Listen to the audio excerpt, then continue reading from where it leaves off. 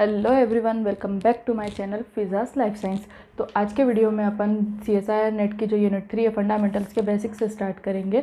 तो फंडामेंटल के बेसिक जानने से पहले इस यूनिट की इंपॉर्टेंस को जान लेते हैं, क्योंकि कोई भी यूनिट अगर अपन पढ़ रहे हैं तो अपन को उसकी इंपॉर्टेंस पता होनी चाहिए कि उस जिस एग्ज़ाम के लिए वो यूनिट पढ़ रहे हैं उसके लिए कितनी इंपॉर्टेंट है, कितने नंबर के क्वेश्चन आते हैं। ठीक है, तो अगर मैं CSIR नेट के पॉइंट ऑफ व्यू से बात करूँ तो उनकी फेवरेट यूनिट है ये। हर साल उनको इस पर से क्वेश्चन पूछना ही है और 20 to 24 मार्क्स का वेटेज रखती है ये यूनिट। ऑल्दो थोड़ा बहुत ऊपर नीचे हो सकता है, पर लगभग तो यही होता है, इतने मार्क्स तो पूछ ही लेती है वो। इसके अलावा भी जो एग्ज़ाम हो गई लाइफ साइंस से रिलेटेड, अपनी बार्क हो गई, ICMR हो गई, DBT JRF हो गई, गेट हो गई, कि जितनी भी एग्ज़ाम होती है ना उन सबको भी इस पर से क्वेश्चन तो पूछने ही होते हैं। सारी एग्ज़ाम में इससे रिलेटेड आपको एक दो क्वेश्चन तो मिल ही जाएंगे। इंटरव्यू देने जाएंगे, वहाँ इंटरव्यू में भी आपसे इससे रिलेटेड क्वेश्चन तो आ ही जाएंगे। तो ये यूनिट ना एक तो इंटरेस्टिंग भी काफ़ी है, समझ के पढ़ोगे तो, और दूसरा हर जगह के लिए इम्पॉर्टेंट भी है। तो आप इसको अच्छे से कवर ज़रूर करें इस यूनिट को। ठीक है, तो स्टार्ट करने से पहले इसके फंडामेंटल के जो मैं बेसिक्स के बारे में बता रही हूँ, तो अपन उससे स्टार्ट कर लेते हैं। तो अगर मैं उसके बारे में बताऊँ तो पहले तो इसका नाम जो फंडामेंटल दिया है, ऐसा लगता है पता नहीं क्या पढ़ना पड़ेगा अपन को। कुछ भी नहीं है, मोल बायो है जो अपन अपने BSc MSc से पढ़ते आ रहे हैं, मॉलिक्यूलर बायोलॉजी वही है इसमें। वही अपन को सेंट्रल डोग्मा ऑफ बायोलॉजी पूरा देखना रहता है और उसके सारे स्टेप्स को अच्छे से समझना रहता है। ठीक है, तो अपन स्टार्ट करते हैं। तो सेंट्रल डोग्मा ऑफ बायोलॉजी, ठीक है। तो सेंट्रल डोग्मा क्या है? कुछ भी नहीं। अगर इसको सबसे सिंपलेस्ट वर्ड में समझाऊँ ना, अगर सेंट्रल डोग्मा क्या है, तो सेंट्रल डोग्मा बस ये है कि DNA जो कि जेनेटिक इन्फॉर्मेशन उसमें कोड होती है, उस जेनेटिक इन्फॉर्मेशन को जो कोड है उसको डिकोड करके उससे प्रोटीन बनाना ही सेंट्रल डोग्मा है। इतना ही है। जो DNA ना एक तरीके से बॉस का काम करता है, वो बॉस है, और जो अपना RNA हो गया वो मैनेजर का रोल प्ले करेगा। ठीक है, तो बॉस कोई अगर अपन को वो देगा, कोई अगर आइडिया आया तो वो मैनेजर से शेयर करेगा और मैनेजर जाके उसको फंक्शनल करवाएगा, ताकि सबसे काम कराएगा। तो एग्जैक्ट यही जो है यहाँ पे भी होता है। जो DNA होगा ना वो बॉस की तरह काम करेगा, इसके पास सारी इन्फॉर्मेशन होगी, वो जाके RNA को देगा, अपनी सारी इन्फॉर्मेशन डिकोड करेगा RNA के पास, और RNA जाके उसको फंक्शनल प्रोटीन में, मतलब प्रोटीन में कन्वर्ट कर देगा। और इस तरीके से बस पूरा सेंट्रल डोग्मा चलता है। तो अगर एक लाइन में अगर मेरे को बोलना रहे कि सेंट्रल डोग्मा क्या है, क्या होता है सेंट्रल डोग्मा, तो यही होता है, DNA से प्रोटीन का बनना ही सेंट्रल डोग्मा है। ठीक है, तो एक चीज़ तो ये क्लियर हो गई। दूसरा, अगर इसके स्टेप्स पे चले, अपन इसके स्टेप्स देखें, तो सबसे पहले रेप्लिकेशन होता है सेंट्रल डोग्मा में। रेप्लिकेशन से क्या होता है? DNA से DNA की कॉपी तैयार होती है। DNA से DNA की कॉपी कब तैयार होती है? जब सेल डिवाइड होती है, तो उसका जेनेटिक मटेरियल भी इक्वली डिवाइड होने चाहिए ना। अगर एक सेल में कोई जेनेटिक मटेरियल है तो दूसरी सेल में भी इक्वली डिवाइड हो जाने चाहिए। तो जब जेनेटिक मटेरियल को डिवाइड होना रहता है तो DNA की कॉपी तैयार होती है, और जब वो कॉपी तैयार होती है तो वो प्रोसेस रेप्लिकेशन कहलाती है। ठीक है, तो DNA से DNA का बनना, इट्स कॉल्ड रेप्लिकेशन। अब रेप्लिकेशन के बाद कुछ चेंजेस आ सकते हैं। ठीक है, रेप्लिकेशन के बाद कुछ चेंजेस आ सकते हैं। वो चेंजेस या तो लार्ज भी हो सकते हैं, स्मॉल भी हो सकते हैं। जो फादर DNA था उससे जो डॉटर DNA बना, एग्जैक्ट कॉपी हो गई। ठीक है, लेकिन ज़रूरी नहीं है कि वो कॉपी जो हुई वो एग्जैक्ट हो, उसमें कुछ चेंज आ सकते हैं। ठीक है, वो उसके बारे में बता रही हूँ। तो जो चेंज आए हैं ना, तो वो लार्ज चेंजेस जो होते हैं वो रिकॉम्बिनेशन से होते हैं, और स्मॉल चेंजेस जो होते हैं वो म्यूटेशन से होते हैं। ठीक है, DNA में मैकेनिज्म होता है कि जो चेंजेस है उसको वो रिपेयर कर सकता है, कुछ चेंजेस इसमें रिपेयर हो जाते हैं। ठीक है, तो इसलिए एक रिपेयर का भी इसमें फिनोमेना होता है। ठीक है, उसके बाद DNA से DNA बना, कुछ चेंजेस आए। चेंजेस अगर लार्ज हुए तो वो रिकॉम्बिनेशन की वजह से होंगे, स्मॉल हुए तो म्यूटेशन की वजह से होंगे। देन जो चेंजेस है उसको रिपेयर भी कर सकते हैं अपन। ठीक है, इतना हो गया। उसके बाद जो DNA था उससे RNA बना, और DNA से RNA के प्रोसेस को बनने के प्रोसेस को बोलेंगे अपन ट्रांसक्रिप्शन। देन RNA से मैच्योर RNA का बनना। अभी मैच्योर RNA क्या है? RNA तो लेकिन होता क्या है कि जब RNA बनता है, तो पहले तो हाँ, एक चीज़ बता दूँ मैं कि ये जो सारी प्रोसीजर हो रही थी, DNA से RNA का बनना, इनफैक्ट ये मैच्योर RNA तक का होना, ये सब हो रही थी न्यूक्लियस में। ये सब हुई न्यूक्लियस में। ठीक है, न्यूक्लियस में हुई। अब ये जो मैच्योर RNA बन गया है, तो ये RNA को ना बाहर जाना रहता है, न्यूक्लियस से बाहर जाना रहता है, ताकि वो बाहर जाएगा तभी तो साइटोप्लाज्म में जाके सारी ऑर्गेनल्स को बता पाएगा कि ठीक है अब तुम्हें ऐसे फंक्शन करना है, तुम्हारा ये फंक्शन है। तो इसीलिए तो RNA में इतनी कैपेबिलिटी होनी चाहिए कि वो एक तो जो न्यूक्लियस है, न्यूक्लियस से वो साइटोप्लाज्म में जा सके। दूसरा, एक और उसमें कैपेबिलिटी होनी चाहिए कि वो स्टेबल हो सके, क्योंकि आरएनए कभी स्टेबल नहीं होते हैं, वो बहुत जल्दी डिग्रेड हो जाते हैं। तो उनको स्टेबिलिटी प्रोवाइड कराना और दूसरी उनमें कैपेबिलिटी देना कि वो न्यूक्लियस को क्रॉस करके साइटोप्लाज्म में जा सके। तो ये दो चीज़ों को प्रोवाइड कराने के लिए इसमें कुछ चेंजेस होते हैं जिसको पोस्ट ट्रांसक्रिप्शन मॉडिफिकेशन कहते हैं, ठीक है। और ये जो पोस्ट ट्रांसक्रिप्शन मॉडिफिकेशन होती है, इसके अंदर 2-3 तरीके की प्रोसेस होती है, जैसे 5 प्राइम कैपिंग हो गया, 3 प्राइम पॉलीएडिनाइलेशन हो गया, देन स्प्लाइसिंग हो गया। तो ये जो प्रोसेस होती है ये सब इसमें मॉडिफिकेशन में आ जाती है, और ये सब मॉडिफिकेशन होने के बाद मैच्योर आरएनए बनता है। अभी जो मैच्योर आरएनए बना वो क्रॉस करेगा अपने न्यूक्लियस को और जाएगा साइटोप्लाज्म में, और साइटोप्लाज्म में जाके वो उसको प्रोटीन में कन्वर्ट कर देगा। तो इतना ही है सेंट्रल डोग्मा। डीएनए से डीएनए का बनना, डीएनए से देन आरएनए बनना, देन आरएनए से मैच्योर आरएनए बनना, मैच्योर आरएनए से प्रोटीन बनना। यही अपन को स्टेप्स जो हैं डिटेल में, इन डिटेल अपन को पढ़नी है। तो अपन स्टार्ट करेंगे रेप्लिकेशन से, ठीक है। तो अगर अपन रेप्लिकेशन से स्टार्ट करते हैं, तो मैंने अभी आपको बताया रेप्लिकेशन क्या है, कॉपी ऑफ डीएनए, डीएनए की कॉपी बनना होता है, और पेरेंट डीएनए से डॉटर डीएनए बन जाता है जब रेप्लिकेशन होता है। तो ठीक है, कोई प्रोसेस हो रही है तो उसकी कुछ रिक्वायरमेंट होती है, ठीक है। तो जैसे कि यहाँ पे रेप्लिकेशन की रिक्वायरमेंट क्या क्या है।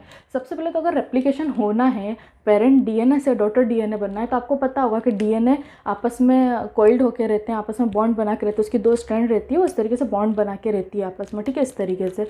तो अगर अपन को डॉटर डीएनए बनाना है तो इनको पहले अलग करना ज़रूरी है। जब अलग होंगे तभी तो डॉटर डीएनए के लिए टेम्पलेट का काम कर सकेंगे, और ऐसी ही 2 स्ट्रैंड बन पाएंगी। इसीलिए पहले सिंगल स्ट्रैंड डीएनए ज़रूरी होता है, ताकि सिंगल स्ट्रैंड ज़रूरी होता है ताकि डॉटर डीएनए बन सके।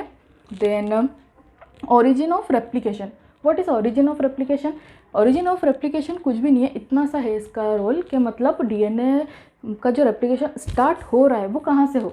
एक स्टार्ट साइट होनी चाहिए ना, कि ठीक है आप यहाँ से स्टार्ट करो, देन वो जो स्टार्ट साइट है जहाँ से रेप्लिकेशन स्टार्ट होगा तो वो कहलाता है ओरिजिन ऑफ रेप्लिकेशन। तो ठीक है, क्या चीज़ की रिक्वायरमेंट हो गई, अपन को एक तो सिंगल स्ट्रैंड चाहिए, जो डीएनए उसको अलग करके उसकी टेम्पलेट बनानी, सिंगल स्ट्रैंड लेनी है। देन अब उस वहाँ से वहाँ पे सिंगल स्ट्रैंड तो ले लिया, अब सिंगल स्ट्रैंड में स्टार्ट कहाँ से करना है अपन को, ठीक है। कि उसके बाद कुछ एंजाइम्स चाहिए रहते हैं। एंजाइम्स कौन से चाहिए? ओरिजिन रिकॉग्निशन एंजाइम चाहिए, helicase loader, helicase, gyrase, SSB, Primus RNA polymerase and polymerase, ठीक है। तो इसके बारे में अपन डिटेल में बात करते हैं। कि सबसे पहले तो देखो, इसको अगर मैं एक ओवरव्यू में समझाऊँ ना, तो ऐसा है कि अगर कोई डीएनए है, डीएनए की मैंने बताया था स्टार्ट साइट चाहिए, तो स्टार्ट साइट को कोई पहचानने वाला भी तो होना चाहिए कि ठीक है भैया मुझे पता है कि वो स्टार्ट साइट कहाँ है, कहाँ से स्टार्ट करना है, ठीक है। तो वो स्टार्ट साइट को जो पहचान पाते हैं ना, वो भैया हैं अपने ओरिजिन रिकॉग्निशन एंजाइम भैया। इनमें वो कैपेबिलिटी है कि ये जाएंगे स्ट्रैंड को इस तरीके से सर्च करेंगे, और जहाँ भी वो साइट होगी वहाँ जाके उससे बाइंड हो जाएंगे, ठीक है। उसके बाद आ गए हेलिकेज लोडर और हेलिकेज। इन दोनों का क्या रोल है? हेलिकेज का रोल है कि डीएनए की, जैसे मैंने बताया था कि अपन को सिंगल स्ट्रैंड चाहिए होता है, ठीक है। तो सिंगल स्ट्रैंड बनाने का काम करता है, जो पेरेंट डीएनए वापस में जुड़े हैं उनको अलग करने का काम, उससे सिंगल स्ट्रैंड बनाने का काम जो है हेलिकेज करेगा। अब हेलिकेज का काम क्या है? उसको अलग करने का हो गया, तो पर इसमें इतनी वो नहीं होती है कि ये खुद जाके बाइंड हो सके, इसको चाहिए होता है कोई साथी, और इनके साथी हैं हेलिकेज लोडर, ठीक है।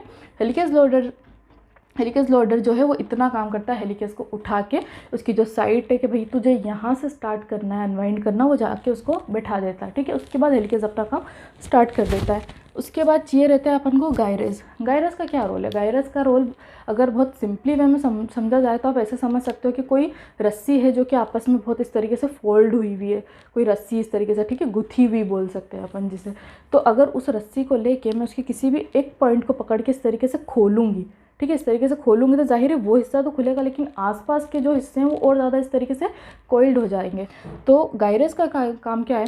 वो जो कोइलिंग हो रही है, सुपर कोइल्ड होता जा रहा है डीएनए, उसको रिजॉल्व करना, ठीक है। तो उसको रिजॉल्व करता है, उसको जो एक तरीके से जो बहुत ज़्यादा वो रस्सी गुथा गई है, अगर मैं अपनी भाषा में बोलूँ तो बहुत ज़्यादा गुथा गई है, उसको सिंपल करना, उसको सीधा करने का काम करता है। गायरेज का काम ये होगा। अब एसएसबी का क्या काम है? SSB single strand binding protein. इसका काम ये है कि जब डीएनए अनबाइंड हो गया, उसकी 2 स्ट्रैंड आपस में अलग कर दी हेलिकेज ने, ठीक है, तो वो वापस से बाइंड ना हो, इस चीज़ को मेक श्योर करने का काम एसएसबी का होता है। ये क्या करता है? सिंगल स्ट्रैंड से जाके बाइंड हो जाता है, और वो जब बाइंड हो जाता है तो वो दोनों जो स्ट्रैंड है वो आपस में फिर एक दूसरे से बाइंड नहीं हो पाती एसएसबी के कारण, ठीक है। उसके बाद आ गए अपने प्राइमेज। और प्राइमेज रेप्लिकेशन, डीएनए रेप्लिकेशन में कौन सा प्राइमेज यूज़ होता है? तो आरएनए पॉलीमरेज, ठीक है। डीएनए रेप्लिकेशन में RNA polymerase as a primase काम करता है। प्राइमेज का रोल क्या है? प्राइमेज का रोल ये है कि ये आता है आरएनए की एक छोटी सी चेन बनाता है, आरएनए के छोटे से थोड़े बहुत न्यूक्लियोटाइड लगभग 8 to 10 न्यूक्लियोटाइड ऐड करेगा, उसके बाद वो चला जाएगा। ठीक है, मतलब एक स्टार्ट करके देता है डॉटर डीएनए बनाने के लिए। जो स्टार्ट होता है वो स्टार्ट ये करके देता है। देखो एक तरीके से ये पेरेंट डीएनए हो गया। अब अपन को यहाँ पे डॉटर डीएनए बनाना है। ठीक है, तो इसके कॉम्प्लीमेंट्री वो क्या करेगा, एक छोटा सा स्ट्रेच ऑफ आरएनए बना देगा। इतना बना के वो चला जाएगा। अब अपने जो ये पॉलीमरेज भैया हैं, इनको जब ये इतना मिला हुआ इतना बना हुआ मिल जाता है ना, उसके बाद ये अपना काम अच्छे से कर सकते हैं। फिर ये पूरा ये बना लेंगे। जब तक प्राइमर नहीं मिलेगा तब तक पॉलीमरेज बना नहीं पाएगा उसको, डॉटर डीएनए को। ठीक है, तो प्राइमर का काम है कि कुछ आरएनए न्यूक्लियोटाइड ऐड करता है और उसके बाद पॉलीमरेज आके इसको कंटिन्यू करता है। अगर इस चीज़ को डायग्राम बेस्ड पे समझे तो यहाँ मैंने बना रखा है। इस डायग्राम को समझे तो देखो एक पेरेंट डीएनए है। ठीक है, पेरेंट डीएनए है। पेरेंट डीएनए पे कोई एक स्पेसिफिक साइट है जहाँ से रेप्लिकेशन को स्टार्ट होना है। तो उस स्पेसिफिक साइट पे जो ओरिजिन रिकॉग्निशन एंजाइम होते हैं वो आके बाइंड कर गए। देखो साइट पे। उसके बाद क्या हो गया, जहाँ पे ये बाइंड करते हैं ना वहाँ से डीएनए थोड़ा सा मेल्ट होता है, क्योंकि डीएनए अपन को पता है हाइड्रोजन बॉन्ड से आपस में जुड़ा होता है। तो वहाँ पे कुछ हाइड्रोजन बॉन्ड ब्रेक होकर और डीएनए की वहाँ पे थोड़ी सी मेल्टिंग होती है। देखो आप थोड़ा सा डीएनए वहाँ से मेल्ट होता है इसकी बाइंडिंग की वजह से। ये जो एंजाइम आके बाइंड हुआ है ओरिजिन रिकॉग्निशन एंजाइम, उसकी बाइंडिंग की वजह से डीएनए में थोड़ी सी मेल्टिंग होगी। अब डीएनए मेल्ट हो गया थोड़ा सा, तो अब हेलिकेज लोडर और हेलिकेज ये दोनों भैया आके यहाँ पे बाइंड करेंगे और हेलिकेज जो है अपना काम स्टार्ट कर देगा, इसको अलग करने का काम स्टार्ट करेगा। ठीक है, तो देखो ये और हाँ, हेलिकेज के पास ना ऐसे रोटेट होने का पावर होता है। ये रोटेट होता जाता है और इसके रोटेट होने से ये एटीपी को यूज़ करके रोटेट होता है पहली बात तो। और जब ये एटीपी को यूज़ करके रोटेट होता है तो ये हाइड्रोजन बॉन्ड को ब्रेक करता जाता है, और जैसे जैसे हाइड्रोजन बॉन्ड ब्रेक होते हैं तो इस तरीके से पूरा एक बबल बन जाता है, एक बबल का फॉर्म ले लेता है। ठीक है, और अब यहाँ पे हाँ मैंने हेलिकेज बताया। हेलिकेज में देखो ये अनवाइंड करता हुआ हेलिकेज चला गया आगे की तरफ। अब यहाँ पे कौन से एंजाइम आए अपने, एसएसबी और गायरेज आ गए। एसएसबी का क्या रोल है कि इस तरीके से बाइंड होके मेक श्योर करना कि ये वापस से जो डीएनए के दो स्ट्रैंड अलग हुए हैं वो वापस से कॉइल ना हो जाए, आपस में बॉन्ड ना बना ले। ठीक है, उसके बाद ये गायरेज यहाँ आके बाइंड हो, क्योंकि मैंने बताया था कि जब हेलिकेज इसको खोलता है तो ज़्यादा से ज़्यादा सुपर कॉइल्ड हो जाता है, तो उस चीज़ को रिजॉल्व करने का काम यहाँ गायरेज कर रहा है। उसके बाद आ गए अपने प्राइमेज और पॉलीमरेज।